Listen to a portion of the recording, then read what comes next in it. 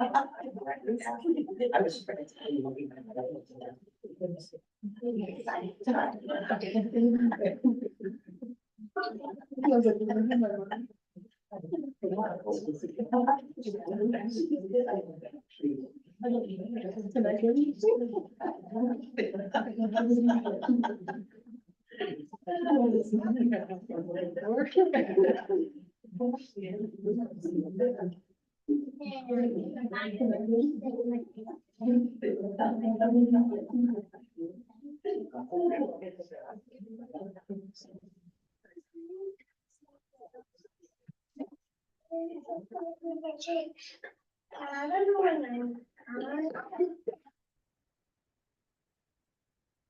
Right, it is 7:01, so we will call our regular Board of Education meeting for Wednesday, January 24th, 2024 to order. If you would please join us in standing to say the Pledge of Allegiance. I pledge allegiance to the flag of the United States of America, and to the republic for which it stands, one nation, under God, indivisible, with liberty and justice for all. You did an excellent job. Well done. Next time you can lead it. That was so. All right. We will start with our athletes of the month, Mr. Thomas Rawls. All right. We have 4 athletes to talk about. Our December athletes were not here. Our first one is junior Maggie Lentz for our girls basketball team. She's not here.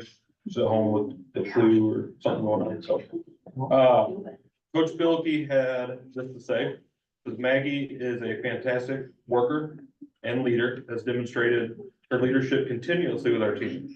She's gotten better each game this season. She's very coachable, willing to try anything she thinks will help the team. She leads by example, and we continue to grow as a teammate and player. I look forward to another season working with Maggie. So, with Maggie.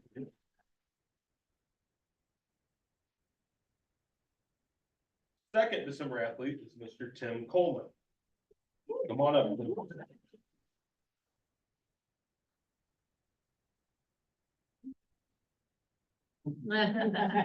So Coach Jarvis had this say, said he has provided the leadership that the team needs from his point guard position. He has kept the team organized and played our style on the floor. Tim is an extension of the coaching staff while he's on the floor and has improved greatly from a year ago. He's averaging almost 15 points a game, leads the team in assists with 3.3, and is second on the team with steals. He's been a very important to our competitive start to the season, and we continue to have high expectations for him on the floor. Congratulations.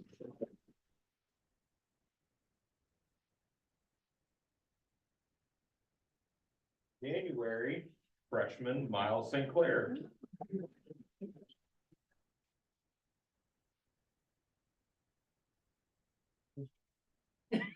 I caught him last year, we were saying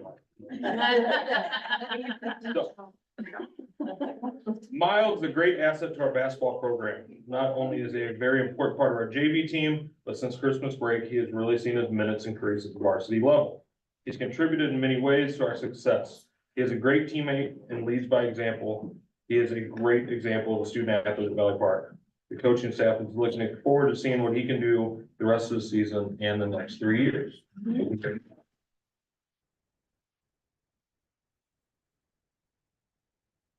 It's Jada Lanassa.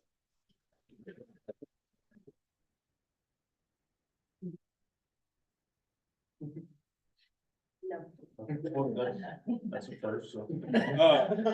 Jada is a natural leader. If you've seen her out on the cheerleading floor, there's a lot of spunk, a lot of energy, and pretty much everyone comments that when I say, they're like, who's the girl with the red hair? She loves being a cheerleader. She's a leader. She's a very important part of our cheerleading squad. Keeps everyone in line by calling out the cheers, organizing game and practice plans along with Coach Fashion.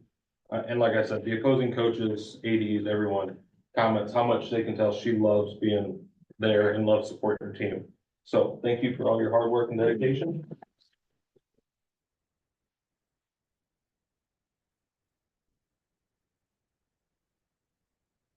if you were an athlete of the month, they're probably going to take your picture out in the hallway. You're welcome to come back, but I know they're gonna want your picture. I said you're welcome.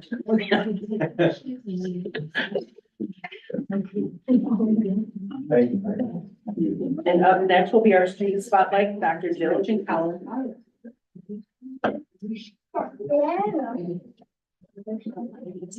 All right, it's my pleasure this evening to welcome Colin Fowler, a standout member of our class of 2024 and another member of our student advisory team. While Colin has certainly been a star at VPHS, he currently holds a 4.18 GPA and has achieved a 30 ACT. He's not just outstanding academically, but he's also a dynamic leader and a significant community contributor, as you'll learn a little bit more tonight. Upon graduation, Colin aspires to acquire a doctorate of dental medicine and establish a free or reduced dental clinic. I think it's just a great example of another way that he showcases his commitment to community service and helping others. As president of the College Ambassadors and a student election judge for St. Louis County Board of Election, Colin actively shapes his school environment and is engaged in the civic process through active engagement. Colin's achievements so far at VPHS includes Chick-fil-A leadership certification, an FBLA district win in organizational leadership, and an ACT Work Keys Platinum certification. I think this reflects his diverse skill set and his character. A varsity athlete in VPHS golf and a talented actor in the VPHS Haunted School, Colin combines academic excellence with versatility. His dedication extends to service at the Valley Park Elevator as well, where he excels as a sales associate, demonstrating not just efficiency, but strong team building skills. Colin's character is marked by dependability, approachability, and accountability. Colin's application of the student advisory team was a testament to his commitment to amplifying the voice of his peers. He's not just a student, he's a dynamic force now and will be in the future. Please welcome Colin.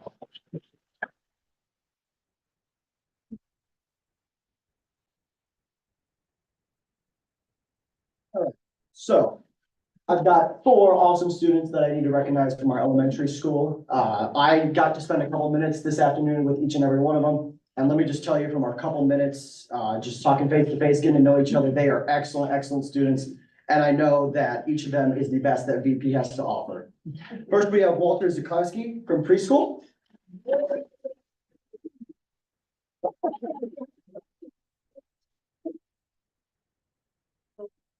Can you pop if you want?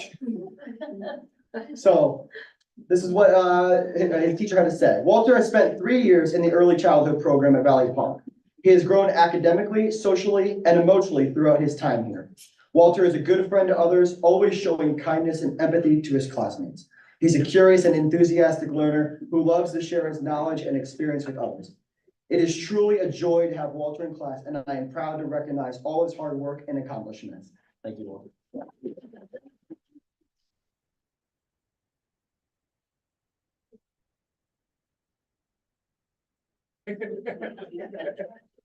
Those are also some great dances. All right, next we have Wyatt Pulliam.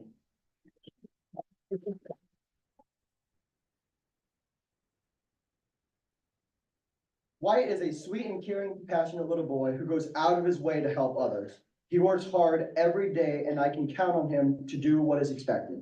The students gravitate towards him and all want to be his friend. Thank you, Wyatt.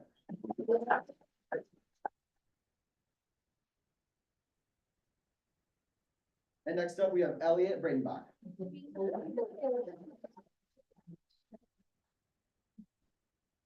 Elliot is being recognized because of his work ethic and passion for learning.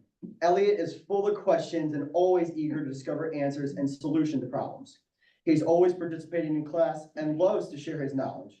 Elliot is a phenomenal leader. A phenomenal reader, and a super scientist. He's also probably a great leader. Not only does Elliot set the bar high for academic excellence, his kind heart always shines through in his interaction with others. Thank you so much, Elliot.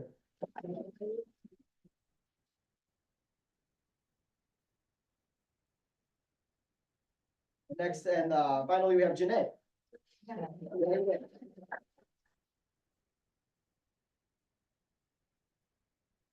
Shanae has been showing the Valley Park Hawk way since her first day at Valley Park. She is respectful to adults and her peers. She is so responsible in and out of the classroom, and she makes safe choices. Janae is helpful, kind, and one of the hardest workers I've ever met. She perseveres even when challenged. She advocates for herself and others when she sees a need. We are so lucky to have her as a part of our Valley Park family.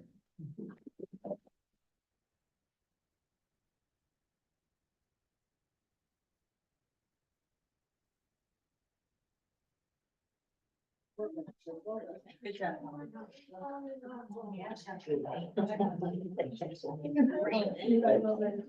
They also want a picture. Come on.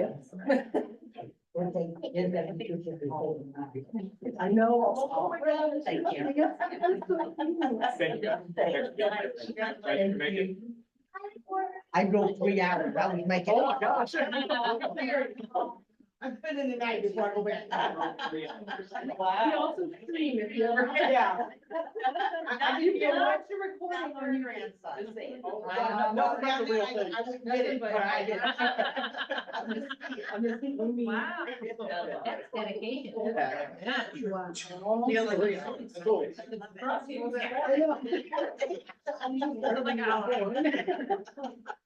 On a warm sunny night.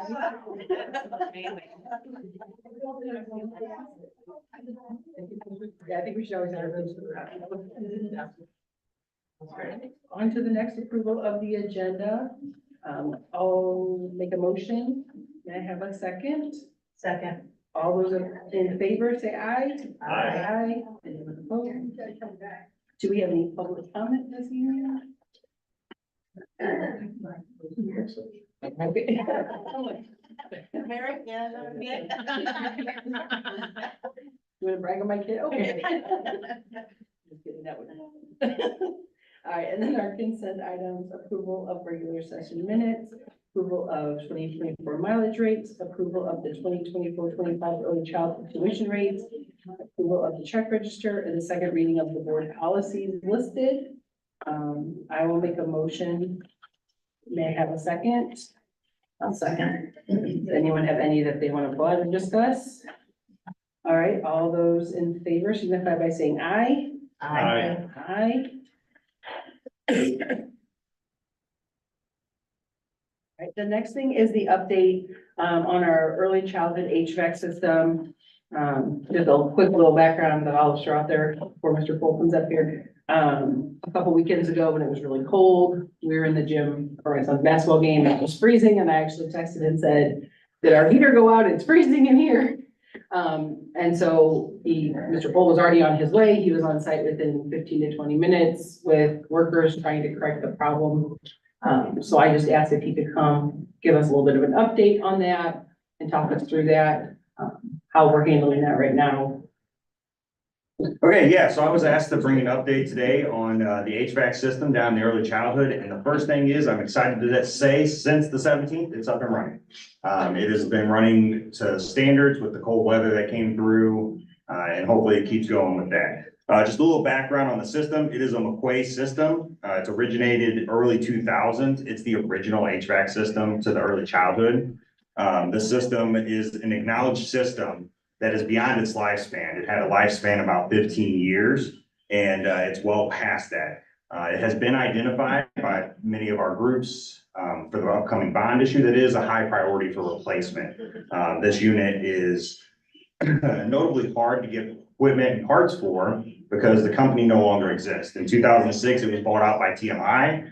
TMI decided that they would no longer produce this piece of equipment, which means they no longer backdate the parts. So parts become extremely hard to get with that system. Just a detailed incident from the incident that happened, January 13th, the system was reported down.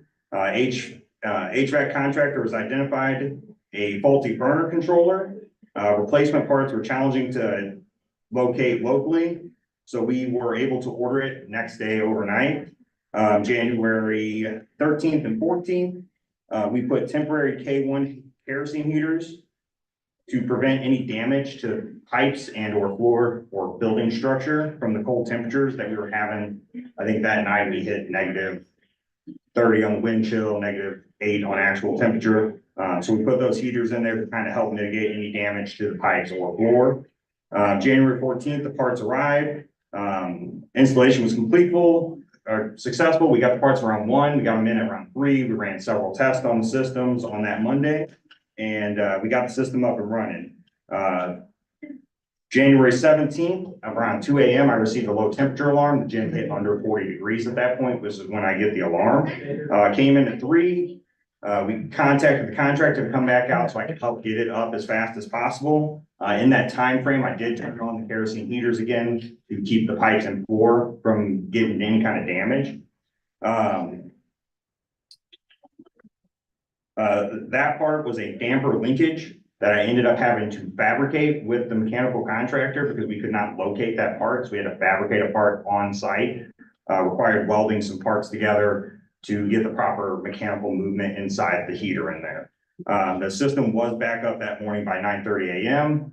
and we were able to keep the system running since then. Just regarding some things about the K1 kerosene heaters, we use those. We have ASHRAE, which is the American Standards for Heating and Cooling. They deem those as safe as indoor and outdoor applications. The recommended air change for a combustible fuel system was met through mechanical ventilation. So we were still being able to bring in fresh air while those were running. We recognized the downside that this proceeded with the smell. The smell did become quite high, and it was just unexpected with how high it was. And moving forward, if there's any events, the plan is to probably just shut the gym down, move the gym class out until we can get the proper parts and get the system up and running. At that point, we'll just do what we need to keep the areas where the water pipes are warm so that there's no burst concerns in that. I was asked to get kind of a cost analysis on replacing it. This unit on the roof is a bus size unit. It is literally as big as a bus to run that gym. And not only do you have to replace that, but any system that replaces it isn't going to attach to the existing ductwork.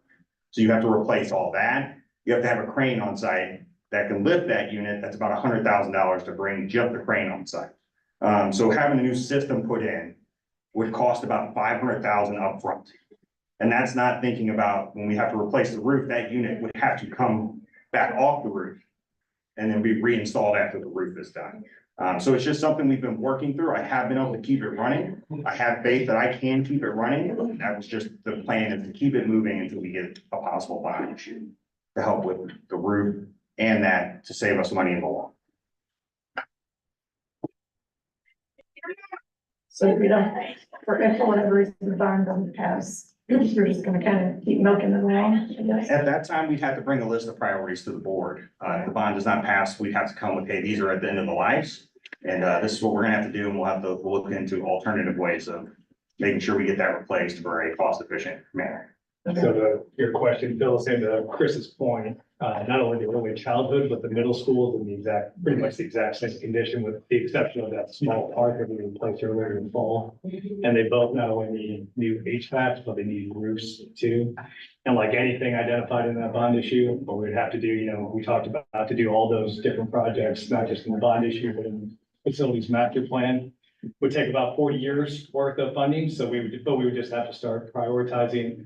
And then also looking at what funding sources are available, going to local banks and others for loans and different things to make that happen. Yep. I think we just need to maybe reiterate about the use of the kerosene. I don't believe that it's indoor safe without proper ventilation. Very concerning with the small children, staff, and the overwhelming fumes. So I looked it up, and it's not usually suggested to use it in that situation for indoor use. So I hope next time we can consider electric or radiator heat or something like that, that's safer. When it sounds like the plan going forward is that we will not use that. Even if we have to use the kerosene, we will just shut the gym down and do an alternative plan for that so that we can keep that from freezing or ruining our floors, but also keep people. Yeah, and we use K1 kerosene. It's not the same as regular kerosene. It is, like I said, it's approved by ASHRAE. We did have mechanical ventilation in the gym. So K1 kerosene is just extremely different. It has a lot of sulfurs and everything removed from it. We do have sensors in that ventilation system that would notify us of any carbon monoxide level increase or anything along those lines. Those are just standard with our fire systems. But yeah, absolutely. In the future, we will move forward with the unpleasant smell. It was understood, and we will just look at alternative ways to make sure that gym stays to the point where it won't damage itself, but we can have the kids in another area. And just FYI, it's not just issues that we have during the winter. This happens throughout spring and summer and the first part of school too, with the cooling components too. So just kind of be prepared. It's, like Chris said, it's way past its lifespan and we're kind of MacGyvering it along. That's best we can do. Yeah, and all systems have problems. We had heat down in the high school last year that we had to address with kerosene heaters. We had heat down in middle school my first year systems have problems. This system does have a lot more because it's older, but most of the time I can address it within 24 hours. And this system, we did address pretty quickly. I was pretty impressed with how quick we were able to get a part in there that doesn't actually go to that unit and get it rewired correctly to run with that unit. It does take quite a bit of time to rewire a system like that. Thank you for fabricating parts for you too. Yeah, I appreciated that day. It was a Saturday morning. It was early, like the 8 a.m. game because they hate us and. But you were there with it.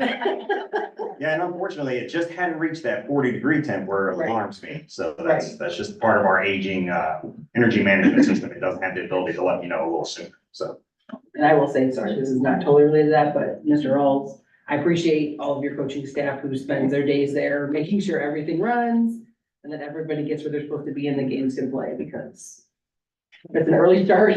That's an early start, especially if your team's not playing. So I appreciated seeing them there and being there to help us. So, and thank you for showing us on that Saturday. All right, any other public comment on non-agenda items?